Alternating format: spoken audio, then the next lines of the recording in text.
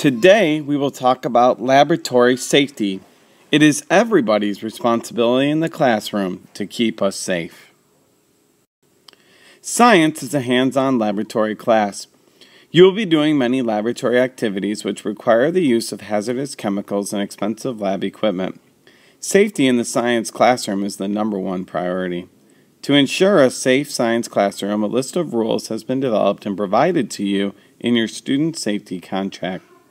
These rules must be followed at all times, and a signed lab safety contract is required to participate in labs.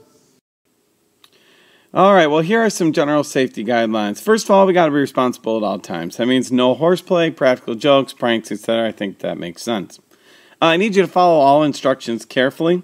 Do not play with lab equipment until instructed to do so. Food, drink, and gum are not allowed in the classroom.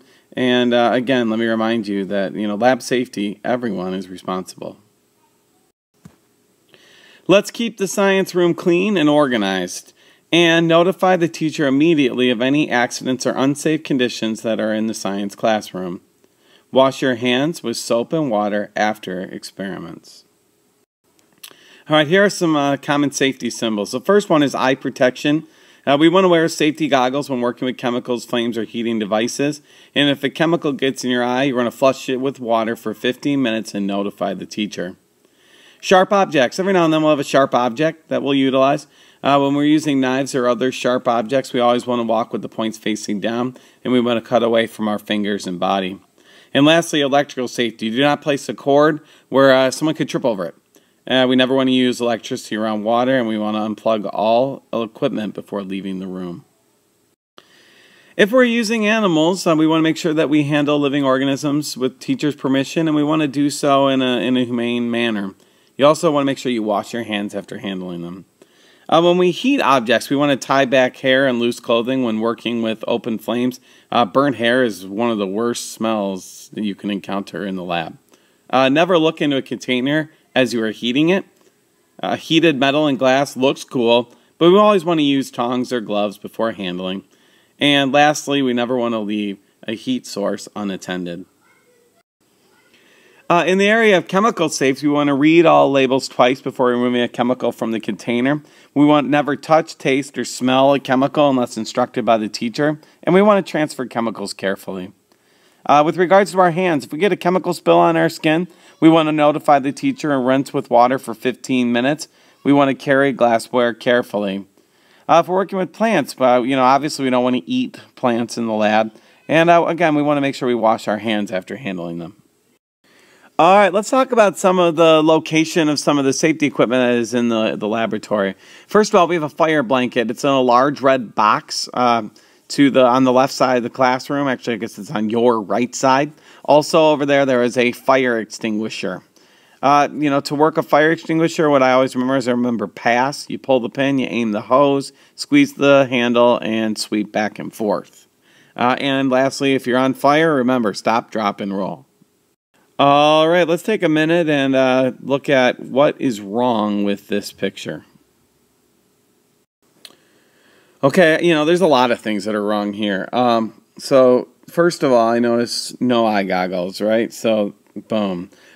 Use of safety equipment, water or the shower / eye wash should never be used as a place to hang clothes. This bottle, much too close to the edge of the table, it'd be very easy for the elbow to knock it over. Here are those goggles that should be on the user's face. This container right here without a lid on it. You got this water and electricity thing, they don't mix. This knife just kind of chilling on the edge of the laboratory bench here. So there are a lot of things here that are not a safe, or do not scream out that this is a safe environment. Okay, now we're going to ask ourselves what's wrong with this picture. Again, the first thing that jumps out at me, no eye protection. Another thing that jumps out at me is obviously carelessness here with regards to liquids. Who knows if that's a flammable liquid or not? Speaking of flammability, we're definitely working with a flame right here, yet we have a piece of paper. It's in close proximity. We have a textbook, etc., etc. So we want to make sure that we're always utilizing things in a safe manner. Okay, now what's wrong with this picture? Well, the big thing that jumps off the page for me is right here. If we want to see if something has an odor or scent to it, you waft it towards yourself. One of the worst things you can do is take this and bring it right up to your face. What if that beaker was to explode? Or what if the odor that was given off by this particular reaction had some type of a corrosive agent, and now you were breathing that in? So another thing I see, right, is soda, right? Well, you shouldn't be eating or drinking anything in the lab.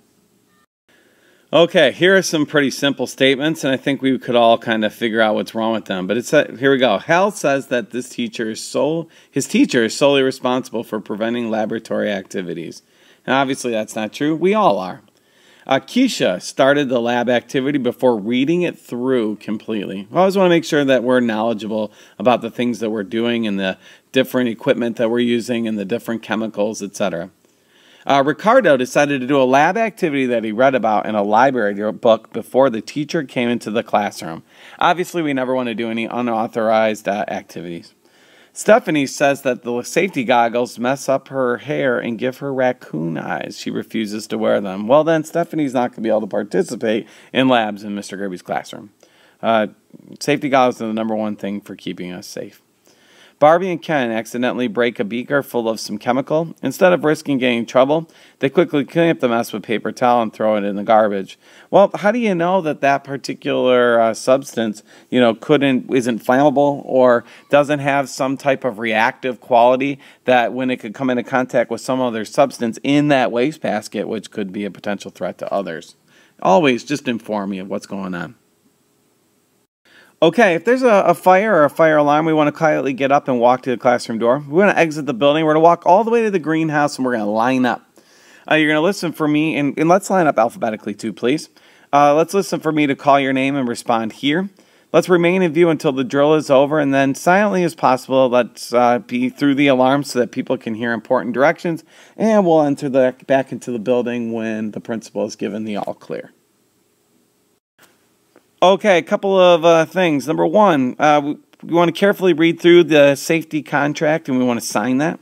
We want to have parents read and sign the safety contract as well, and get that back to me for the points that are allotted for that. And the last thing is, we're going to have a safety quiz that will accompany our very first elements quiz, and that is going to occur this Friday. So be ready for that simple, easy assessment.